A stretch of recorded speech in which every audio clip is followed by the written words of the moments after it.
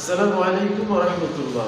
দিনী ভাই বোনেরা, আসুন আমরা আজকে এমন একটা বিষয় জানবো যেটা যে বিষয়টা জানলে যে দোয়া পড়লে তার থেকে আল্লাহ পাক ৭০ প্রকারের বিপদ আপদ দূর করে দিবেন। সুবহানাল্লাহ। ৭০ প্রকারের বিপদ। আমরা কে না চাই যে আমাদের বিপদ আপদগুলো দূর হোক। তো আসলে আমরা সেটা আজকে হাদিস থেকে জানবো। সরাসরি আমরা আলোচনায় চলে যায়, আলোচনা লম্বা করব। তো হযরত আবু হুরায়রা রাদিয়াল্লাহু তাআলা আনহু থেকে বর্ণিত বিশুদ্ধ হাদিস দ্বারা বর্ণিত, তিনি বলেন, নবী সাল্লাল্লাহু আলাইহি ওয়াসাল্লাম বলেন, তুমি লা হাওলা ওয়ালা কুওয়াতা ইল্লা বিল্লাহ বেশি বেশি করে পড়বে, কেননা তা বেহেশতের রত্ন ভান্ডারের অন্তর্ভুক্ত।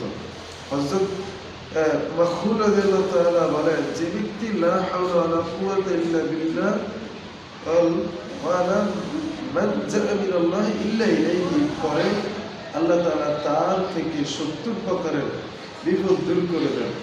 এবং ক্ষুদ্র বিপদ হলো দারিদ্রতা। ক্ষুদ্র বিপদ হচ্ছে দারিদ্রতা। এবার চিন্তা করেন বড় বিপদগুলো কি।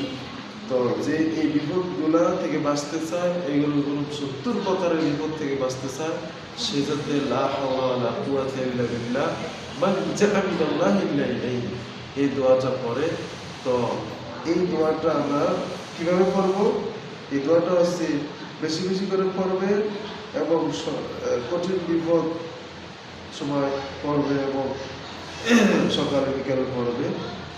এবং নাসাই শরীফে হাকেম নিশাবুরি তার মুস্তাদর গ্রন্থে বর্ণনা করেছে এই হাদিসটা।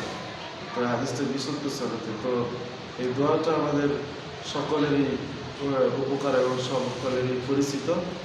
আল্লাহ পাক যদি আমরা সবাই এটা আমল করতে পারি, এটা আল্লাহ রাসূল বলেন জান্নাতের একটা রত্ন ভান্ডার, লা হাওলা ওয়ালা কুওয়াতা ইল্লা বিল্লাহ।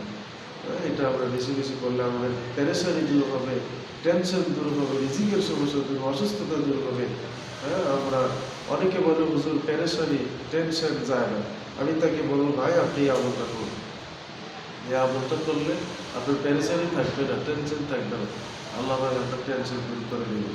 আমাদের সবাইকে আমল করার তৌফিক দান করুন। আর যারা আপনারা নতুন আছেন, আমার চ্যানেলটি সাবস্ক্রাইব করে আমার সাথেই থাকবেন। সকলকে অসংখ্য ধন্যবাদ। আসসালামু আলাইকুম ওয়া রাহমাতুল্লাহ।